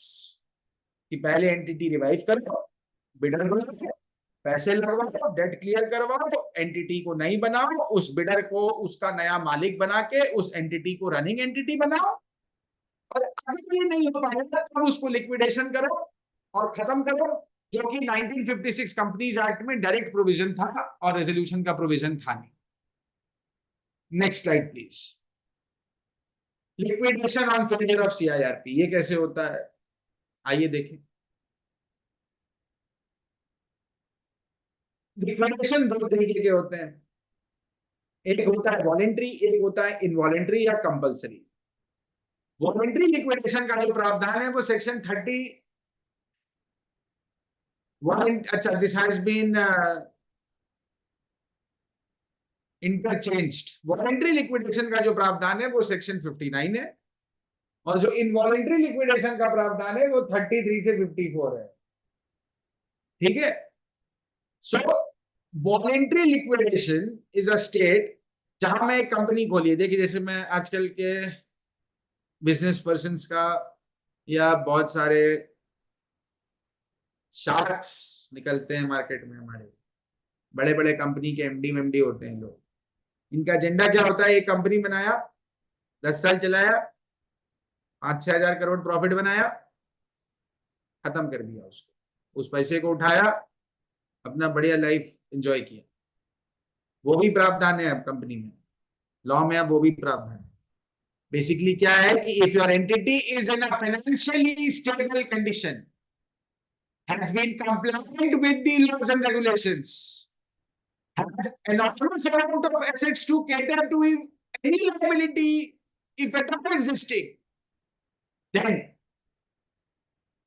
you may go and tell the NCLT कि अब हमको कंपनी नहीं चलानी है, कंपनी एकदम मस्त है, इसको खत्म कर दीजिए, इसको डिसॉल्व कर दीजिए।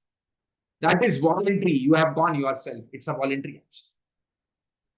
एक है इनवॉलेंट्री जो सीआईआरपी फेलियर के बाद होता है कि कंपनी की औकात भी नहीं थी, ना डेट केटर करने की फाइनेंशियल कैपेसिटी थी, ना मैनेजमेंट था, बैंकर्स का लोन था, गवर्नमेंट के डेट्स थे, there was nobody to run the affairs. CIRP करने की कोशिश की गई, रिवाइव करने का कोशिश किया गया, नहीं हुआ, अब क्या करें, अब तो वॉलेंट्री ना चाहते हुए भी इसको वाइंड अप करना पड़ेगा, लिक्विडेट करना। These are two sets of liquidation. I'm sorry for the typographical error. आप इसको इंटरचेंज कर दीजिएगा सेक्शन नंबर्स आपके स्लाइड पे जो है अभी. It's a typographical error. I'm apologetic for this. The next slide, please. Now there are certain transactions जो लॉ के हिसाब से इलीगल माना जाता है, या लॉ कहती है कि इन ट्रांजैक्शंस को हम कंसिडर नहीं करेंगे अगर एक कंपनी को हमें रिवाइव या लिक्विडेट करना. I am sorry. These are known as PUFE transactions. P बोले तो preferential, section 43. So अगर कंपनी के CIRP इनिशिएशन के 2 साल पहले तक के वॉच पीरियड में कोई भी प्रेफरेंशियल ट्रांजैक्शन, मतलब मैंने 2 लोगों को पेमेंट करना, एक को देना था X रुपीस, एक को देना था Y रुपीस. X का पेमेंट ज्यादा जरूरी था, लेकिन मैंने Y को पेमेंट कर दिया. I have preferred Y over X, right? Those transactions are known as preferential. I have given a preference. Whereas in terms of the contract in place, in terms of the obligations in place, the money ideally should have been paid to X. But by my mind, working extraordinary beyond the law, going illegal, I have preferred X. I have preferred Y. Sorry. So my act of preferring Y over the lawfully preferred X is a preferential transaction. ऐसे जो भी transactions होते हैं वो revival scheme से बाहर हो जाते हैं, उनको रिवाइवल स्कीम में या लिक्विडेशन में कंसिडर नहीं किया जाता. अंडर वैल्यू ट्रांजैक्शन, समझिए, मैं एक कंपनी के नाम पे बिल्डिंग थी, कंपनी ने वो बिल्डिंग बेच दी 5 करोड़ में, बाद में पता चला कि वो बिल्डिंग का तो वैल्यू 12 करोड़ था भैया, अंडर वैल्यू कर दिया हमने. अगर ऐसे कोई ट्रांजैक्शन है तो वो भी अगर आपके रेजोल्यूशन या लिक्विडेशन में बाधा पहुंचा रहा है तो लॉ के हिसाब से उस ट्रांजैक्शन को सेक्शन 45 के तहत आप इग्नोर कर देंगे. Transaction defaulting creditors, defrauding them. Bank का लोन का डेट आ रहा था, लेकिन हम तो शिमला में वेकेशन मना के पैसा वहां खर्चा कर दिए. Because see, company is an artificial person. It is a separate, distinct legal entity. If the money of the company is being enjoyed by the directors without catering to the liability of the company, it is a transaction known as defrauding the creditors. Fraudulent, general fraudulent transactions अगर हुए हैं company में, real estate में बहुत prevalent है. Real estate markets में ये fraudulent transactions का कॉन्सेप्ट बहुत अच्छा है. अक्सर एक फ्लैट 2 लोगों को बेच दिए जाते हैं, अक्सर 2 लोगों के पैसों को एक आदमी का पैसा दिखाया जाता है. तो दीज आर फ्रॉडुलेंट ट्रांजैक्शंस, वो भी एक्सक्लूडेड है from the ambit of resolution और लिक्विडेशन.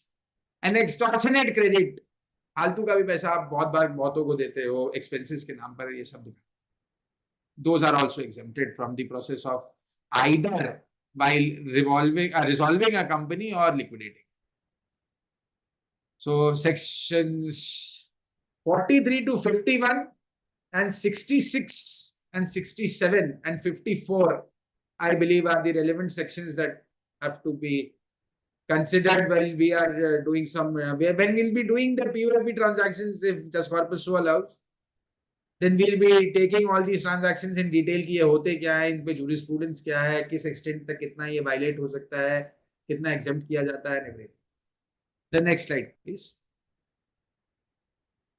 Now, waterfall mechanism है. IBC के साथ सबसे अच्छा चीज क्या है कि अगर मान लीजिए, how many of us remember that childhood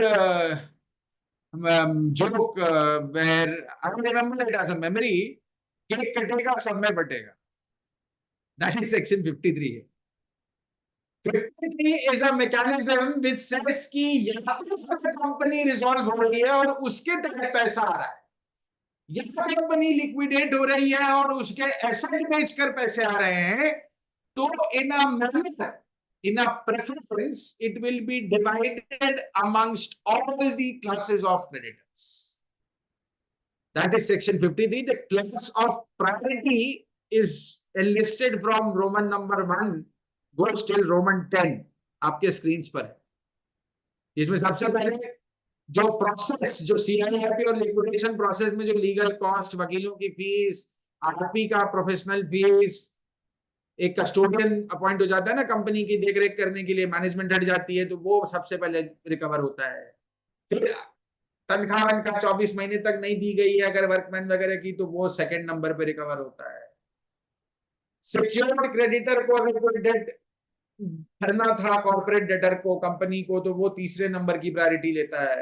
ऐसे it goes on till 10th, the last one being the money to be paid. अगर कुछ बच गया, जो शेयर होल्डर और पार्टनर जो पुराने थे, जिनके एडमिनिस्ट्रेशन और अफेयर्स चलाने के दौरान कंपनी को सीआईआरपी में जाना पड़ा, उनको भी थोड़ा बहुत मिल जाता है. लेकिन let me tell you, I've never seen a case falling beyond serial number 5.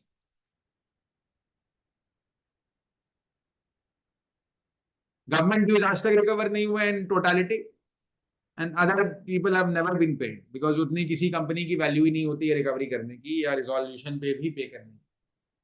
So but it's given a clear cut mechanism as to how money will be divided if recovered, either through CIRP or through liquidation.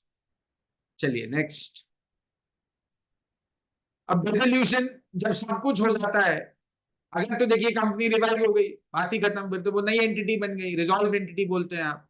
अगर company liquidation में चली गई और asset बिक गए, उसके आप कुछ नहीं बचा, तो सेक्शन 54 में उसको डिसॉल्व करके एप्लीकेशन मूव कर दी जाती है before NCLT, seeking directions to dissolve the entity. कि अब माय बाप इसमें कुछ रहा नहीं, जो भी एसेट वेसेट थे बिक गए, जो भी रिकवरी होनी थी हो गई, जो भी अब नहीं रिकवर हो पाया वो हो भी नहीं सकता. अब इस केस को आप अनकॉल्ड फॉर एक्सटेंड ना करके appropriately may be put to rest and company may be struck off from the records of the registrar of companies. So this is done in terms of section 54. The next slide please. Now there is a pre-packaged insolvency resolution process. MSMEs के लिए ये process है. इसको भी अगर कभी just corpus ने मौका दिया, so I'll, because today we are only dealing as to how the law has been evolved. आज मैं आपको इंट्रोडक्शन दे रहा हूं और प्रोसेसेस के पार्ट बता रहा हूं कि कैसे कैसे क्या होता है. अगर एक एक प्रोसेस का डिटेल जाएंगे, then we have to go a lot in detail considering all the judicial pronouncement, section, provisos and everything. So definitely I am sure Ayush भाई has a deep foresight to educate the mass around on corporate and commercial laws. So he will be taking such initiatives in future as well. So and if I am given an opportunity in one of his initiatives, I'll be happy to take the viewers through all the processes under the IBC one by one. So pre-packaged and all is basically for MSME and limited liability partnerships. Now iske baad next slide please. Key features hain, we are not going in detail right now. So jab pre-pack tomorrow, if we are ever given an opportunity to present a lecture on pre-pack insolvency per se, we'll discuss all these slides in detail. Next slide please. Fast track again is applicable on MSMEs. This is another portion of the resolution process. अब इसमें भी this is also more or less similar to the general insolvency resolution process. Only the difference remains here is that it is done on a faster track. The company which have mid-level turnovers and which have not that alarming debts against the society or the community at large, considering every class of stakeholder and creditor, they go for fast track insolvency resolution process. Next slide. Now there are 4 parts of the IBC infrastructure. एक तो जो insolvency professional है, जो company revive या liquidate कर रहा होता है एज अ रेजोल्यूशन प्रोफेशनल और एज अ लिक्विडेटर. एक है इंफॉर्मेशन यूटिलिटीज. जब भी कोई डेट क्रिएट होता है किसी फाइनेंशियल इंस्टीट्यूशन का किसी एंटिटी से, तो IUs are those specific portals where the debt has to be registered. And it is only upon the registration of debt on these portals an application for initiation of CIRP is considered to be admissible. Now, the third pillar is the adjudicating authority, which is the NCLT, National Company Law Tribunal. The fourth pillar of the IBC is the Insolvency and Bankruptcy Board of India, which is the regulator of all the insolvency professionals and processes under the code. So on the basis of these four pillars, the genesis or the infrastructure of the Insolvency and Bankruptcy Code stands stipulated and established as of date. Next slide, please. Now, who are IPs? IPs are those resolution resolvers, basically. They are defined under section 3, subsection 19. So basically, these are the independent persons who have no role or liability in the affairs of the corporate debtor. Neither they have a vested interest to revive the company. They are independent experts who pass the limited insolvency examinations and are appointed by the National Company Law Tribunal to revive a company. So this is all about insolvency professionals. Next slide. It is all about insolvency professionals. So one can go and definitely read about it on Google also. This has nothing to do either academically or by entering into the or by practicing IBC, because insolvency professional का एक mandate insolvency professional को ही करना पड़ता है fulfil. वो आप as lawyer उसको assist ही कर सकते हो, या एज अ लॉ स्टूडेंट और as a law critic you can only see that whether that process complied with by the IP is legal or not, or is as per the standards and the prescribed mechanism or not. And mostly the job of lawyers is to ensure that the other parameters other than the records of IUs, the information utilities, etc., are taken into consideration. The law is taken into consideration, limitation is taken into consideration, the threshold is taken into consideration, jurisdiction is taken into consideration. Since the law has many entities, so there is an obligation on all of them independently. So आपको पढ़ना है तो Google is the right platform to read about all of them. But from examination point of view, from IBC's practice point of view, these are standard compliances which the concerned person has to do. At max, your job as a lawyer or a law critic or a law student or a law practitioner is going to find loopholes in the compliances. That is a separate aspect that can't be anyway justified or explained through a PPT. So we can move on with the next slide. IBBI is the regulator. I've already told you IBBI का काम क्या होता है. It has a foresight over the activities undergoing in the insolvency and restructuring and liquidation domain in the country. It is the entity which frames rules, regulations, bylaws, etc. for the parties to follow and comply with if being administered or adjudicated or governed under the Insolvency and Bankruptcy Code. It is one of the key pillars to ensure that the implementation of the IBC is not compromised with and is not put at stake. So one of the four pillars of the infrastructure of IBC. Next. Adjudicatory authority, yes, very important. It is the NCLT which oversees all the adjudicatory processes under the IBC. And over and above the NCLT, you have the NCLAT, the NCLAT, which is known as the National Company Law Appellate Tribunal. So whatever are the actions taken by the committee of creditors or the insolvency professional or the liquidator or the personal guarantor, as the case may be, NCLT's job is to ensure to provide appropriate remedy to it, if any, and to look for cases where the law has been compromised or there is some kind of hanky-panky going around in while complying with the procedure and the process. So basically NCLT is the इसको adjudicatory इसलिए बोलते हैं कि सारे adjudication under the IBC is done and catered for by the National Company Law Tribunal. That is why it is known as the adjudicating authority. The next slide, please. Appeals against the orders of the adjudicating authority can go to the National Company Law Tribunal in terms of Section 61 of the IBC. Now appeals from the NCLAT go to the Supreme Court in terms of Section 62 of the IBC. So ये appeal का process है, ये appeal का procedure है कि पहले आप NCLT जाएंगे अंडर सेक्शन 7, 9, 10 और 33, 32 as the case may be, 60 subsection 5, regulation 9, section 18, 19, whatever the case may be. If at all you are aggrieved by the orders of the NCLT, you approach the NCLAT in 61 within 30 plus 15 days of pronouncement of the judgment by the NCLT. 30 days is the ideal time, and 15 days is a discretion which the NCLAT can condone. And if you have to go to the Supreme Court, then you have to go in terms of the section 62 again in 45 days, 30 plus 15. 30 is the ideal limitation to make an appeal to the Supreme Court, extendable by 15 days, completely at the discretion of the apex court. So these are the appeal mechanisms under the IBC. Next slide. Broad powers of IBBI, it regulates and develops the market processes and practices related to the CIRP and liquidation.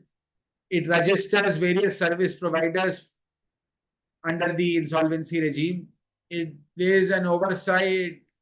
It keeps an oversight on markets and service providers through appropriate investigation and enforcement of regulations.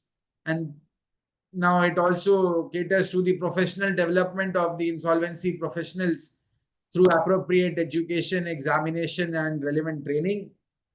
And Section 196(3) of the Insolvency and Bankruptcy Code gives the Insolvency and Bankruptcy Board of India the powers equivalent to that of a civil court under the CPC while trying a suit or a disciplinary complaint against any body or entity or a person who are aiding and assisting the process of completing either the CIRP or liquidation or any of the other processes under the code. Next slide, please. Fine, these are all good. Next slide. Now there is a bunch of jurisdiction. NCLT says that once the matter is in IBC, IBC section 63 says that you cannot be going to any other forum if the matter has reached the NCLT. Now section 231 is on similar lines as that of section 63. It again says that no civil court shall have the jurisdiction except the NCLT in matters pertaining to insolvency and restructuring. Now there is a limitation that section 238 says that the IBC will override all the other laws for the time being in force. And vis-a-vis the Limitation Act, it says that only those sections of the Limitation Act can remain applicable to the proceedings in IBC to the extent allowed by IBC. That is those 15 days in section 61 and 62, if at all, if have to be saved under a limitation recourse, then the provisions of Limitation Act will be attracted. Otherwise, if the matter exceeds the prescribed limitation under the law, no appeal or a subsequent second appeal can be preferred before any of the courts. Next slide. Now I'm done with the overall picturization of the law at large.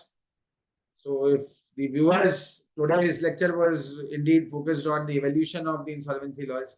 I've told you how the laws have been brought into place.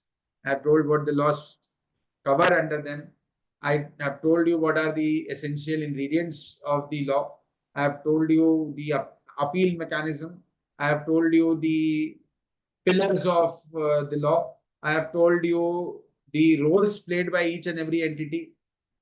I have also explained you as to the special nature of the law and the power of IBBI. And I have also told you how the generic legislations like Limitations Act and all, if at all applicable to the IBC proceedings, are applicable only to a limited extent. So more or less we have done with the overall glimpse of the IBC. Now, if we have to go in detail, we will have to schedule specific lectures, processes wise.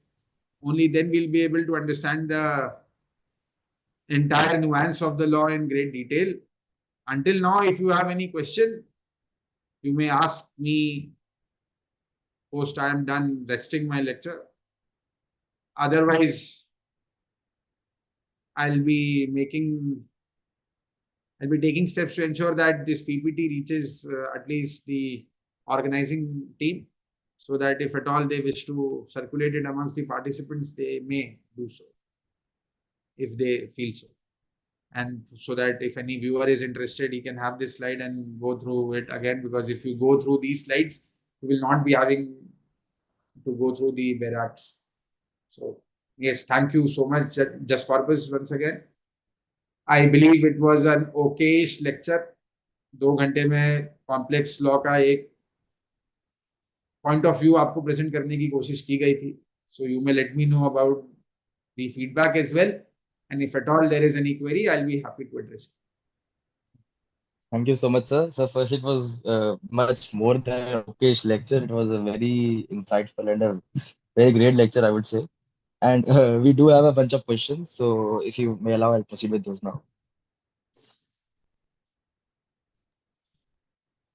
Yeah, please, Aryan. I'll be happy to address the questions. Thank you, sir. So, sir, the first question is, what are the key challenges still faced in implementation of IBC, especially with respect to delays in resolution? See, now the law has been amended and a process of 180 days has been elongated by 330 days. So even the legislature was aware that the timelines which they had originally fixed in the law couldn't be complied with. And rightly so, they were not being complied with. So, but 330 days, I believe majority of the entities undergo that process, and majority of them come out of it also. Because only in exceptional circumstances we see that the process beyond 330 days gets extended, if any. 99% of the cases, what I am aware of, Aryan, is that the so-called loophole that was existing, that was only because of the earlier statutory limitation of completing this entire process in 180 days. Now the process has itself been elongated. So I don't think there now arises any delay dallying tactic vis-a-vis CIRP. Vis-a-vis liquidation, the question is right, that how do we consider all this and what do we do about all this? See, the law is not even 10 years old. 2016, 1st December, it came into picture. We are in 2025 July. Already we have had 7-8 good amendments in the law. Whatever were the time-taking processes under the code, the government itself is making attempts to compensate for it. So I don't think that questioning the time-taking process under the, because see, again, time-taking methodology under the code is dependent upon a lot of external factors as well. Affairs may be complex. The database may be incomplete. The resolution applicant may want due diligence. The lot of big law firms all this advise all the big resolution applicants. People are aware of the CoAM insolvency, the Jet Airways, Amrapali matter, JP Infratech. So, and then please try to understand, there are certain cases which cannot be done in a time bound. The affairs are that complex. There is one entity, there are 3 subsidiaries, there are 4 sister concerns. Now everyone was having a deal with everyone. So depends on the nature and complexity of the business also. But again, liquidation is a time-taking process. Though the law says it has to be completed in 1 year, but none of the cases I have seen where recoveries are being made, it is actually being completed in a year. Let's wait and watch. Their government has already taken a lot of effort to curb all the delays. Already, there are 8-9 good amendments since in the last 9 years. Whatever has been left with, either it will be taken care of, or these are regular delays which may happen on a matter-to-matter basis and cannot be, therefore, be held to be specific delays. So, I think I have answered it to the best of my knowledge. Yes, thank you so much, sir. So we have just one more question.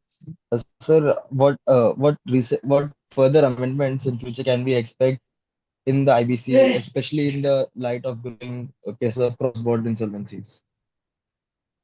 See, again, cross-border insolvency is a concept which is still evolving.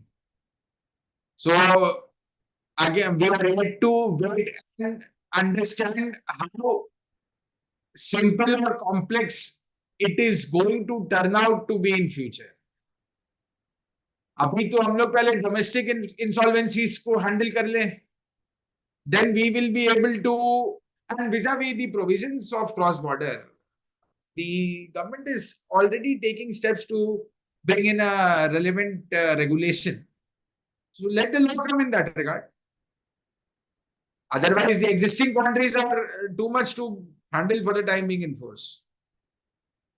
So the domestic insolvency matters also create a lot of situations where we have to actually question that ऐसे तो नहीं होना था. So first let us get over all those quandaries which are existing in a domestic insolvency and then make an attempt to resolve the quandaries which may eventually arise while dealing with a cross-border matter. As of now, if you ask the existing countries, I would say the benches are unequipped. NCLT benches are unequipped. They are not put through proper training. A lot of judges sitting in the NCLT benches do not possess knowledge on corporate commercial laws, and suddenly they are given a company roster to manage. It takes them time to learn the law as well. It takes us time to teach them. Even we learn in the process. So that is what I'm trying to say कि existing quandaries को domestic insolvency में तो पहले recover कर ले हम लोग, resolve कर ले हम लोग. Then we may look at the quandaries which may arise vis-a-vis the implementation of conventions and all and UN Central and whatnot. Other than that, the payment mechanism by the bankers for resolution process costs is another tedious task to handle, simultaneously ensuring the revival of an entity. Because ये सारे bankers जो पहले SARFAESI RDT BFI में actions लेते थे, अब IBC के COC बन तो जाते हैं, बट इनका ये कहना होता है कि पहले आप रिकवरी करके लाओ जी, फिर हम फीस देंगे. Now, who would want to invest money from their own pocket to recover debt for a third person, and in case of a successful attempt there under that state of guarantee that he will be refunded whatever his professional dues are? I don't think any entity or any agency is that competent. So first of all, let us make attempts to regularize the process internally, and then obviously with the loopholes existing as of now, to monitor these processes domestically. Once they are taken care of, I believe we will be having an edge over in matters pertaining to cross-border insolvency.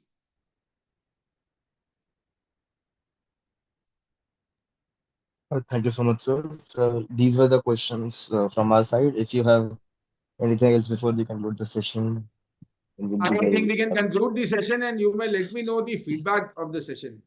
I'll be requesting the viewers to give an honest feedback because it gives us also a motivation to prepare better on aspects we couldn't address well in the session, and motivates and nothing more. It just motivates us to perform better. So please give your honest feedback. I'll be grateful. Thank you, Just Corpus.